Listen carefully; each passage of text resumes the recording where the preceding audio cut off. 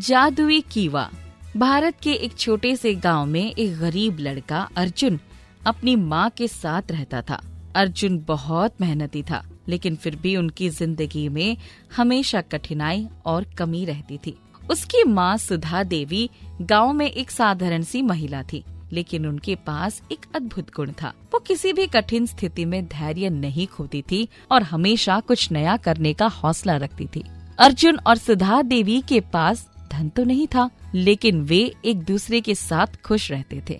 वो गांव पहाड़ी इलाके में बसा था, जहां हर साल बारिश बहुत होती थी। खेतों में बहुत काम होता था और गांव वालों के पास कभी कभी इतना अनाज नहीं होता था कि वो पूरे साल आराम से खा सके। अर्जुन और उसकी माँ के पास केवल एक छोटी सी झोंपड़ी थी और उनके पास ज्यादा कुछ नहीं था।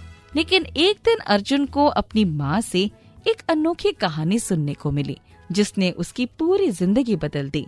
एक दिन अर्जुन अपनी माँ के पास बैठा था।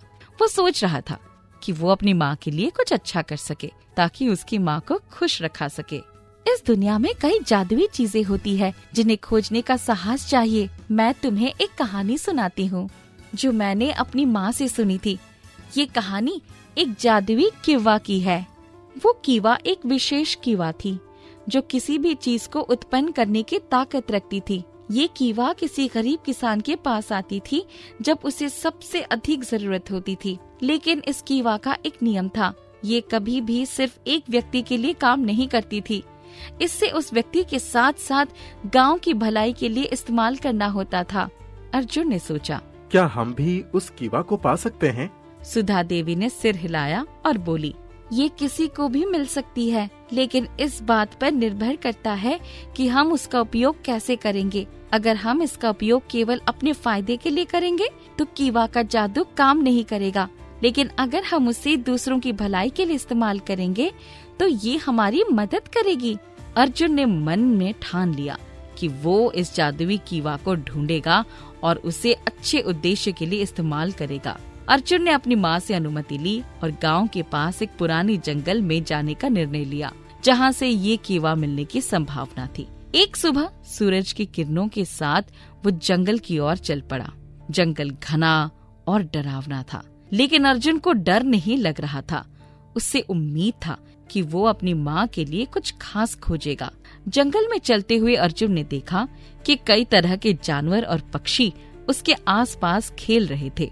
वो धीरे धीरे अंदर की ओर बढ़ा और तभी उसे एक बहुत पुरानी और बड़ी बेल के नीचे एक अद्भुत कीवा नजर आई। कीवा कुछ विशेष तरीके से चमक रही थी, जैसे उसमें कुछ रहस्यमय शक्ति हो। तभी एक आवाज सुनाई दी, तुमने मुझे पाया है छोटे लड़के। हाँ, तुम कौन हो? क्या तुम जादुई कीवा हो? कीवा ने उत्तर दिया, हाँ, मैं वही जादुई कीवा हूँ जिसकी तुम्हें तलाश थी। मुझे तुम तक पहुँचने के लिए बहुत कुछ सहना पड़ा है। अब तुम मेरी ताकत का इस्तेमाल कैसे करोगे? मैं तुम्हारा उपयोग सिर्फ अपने और अपनी माँ के लिए नहीं करूँगा। मैं तुम्हारी मदद से इस पूरे गांव की मदद करना चाहता हूँ। तुम्हारी नियति सही है लड़के, मैं तुम्हारे साथ रहूंगी, लेकिन याद रखो, इसका इस्तेमाल केवल अच्छे कर्मों के लिए ही करो। अर्जुन ने कीवा को अपने साथ लिया और पास गांव की ओर चल पड़ा, लेकिन अब उसकी यात्रा का असली उद्देश्य शुरू होने वाला था। अर्जुन जब गांव वापस पहुंचा तो उसकी माँ ने देखा कि उसके हाथ में वो चमकती हुई कीवा है। अर्जुन ने अपनी माँ को पूरी कहानी बताई और उसे बताया कि कीवा का जादू कैसे काम करता है। सुधा देवी का विश्वास नहीं हुआ, लेकिन अर्जुन ने कीवा से खाना मांगने की कोशिश की। अर्जुन ने कीवा को हाथ में लिया और कहा, कीवा, हमें अनाज चाहिए। अचानक कीवा से निकलकर ढेर सारा अनाज आ गया और अर्जुन के पास भर गया। उसने देखा कि कीवा का जादू सचमुच काम करता है। अर्जुन और सुधा देवी ने खुशी से उस अनाज को इकट्ठा किया और सोचा कि ये उनका संकट हल कर देगा। लेकिन अर्जुन ने अगले दिन सोचा, मैं इस कीवा का उपयोग सिर्फ अपनी माँ और अपने लिए नहीं करूँगा। हमें इस गांव के सभी गरीबों की मदद करना चाहिए। अर्जुन ने गांव के अन्य लोगों को बुलाया और कीवा से बहुत सा अनाज और सामान मांगने लगा।